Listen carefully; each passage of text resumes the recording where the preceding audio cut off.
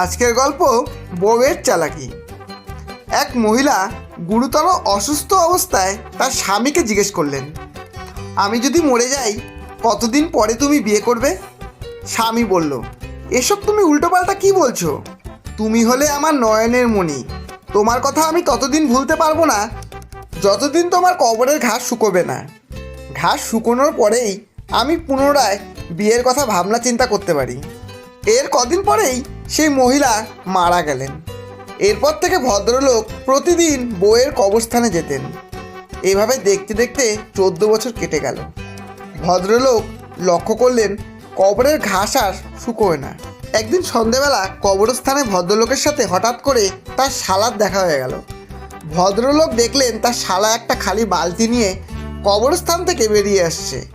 ভদ্রলোক তাকে জিজ্ঞেস করলেন, তুমি এখানে বালতি নিয়ে কি করছো? শালা বলল, দিদি মরার আগে আমাকে একটা কথা অনুরোধ করে গিয়েছিল। আমি যতদিন বেঁচে থাকবো তার কবরে যেন প্রতিদিন জল দিয়ে যাই, যাতে ঘাস না মরে। এটা শুনে ভদ্রলোক তো অজ্ঞান। ধন্যবাদ। গল্পটি যদি ভালো লাগে একটা লাইক অবশ্যই দেবেন এবং বন্ধু ও প্রিয়জনদের শেয়ার করে চ্যানেলটি সাবস্ক্রাইব করে পাশে থাকবেন।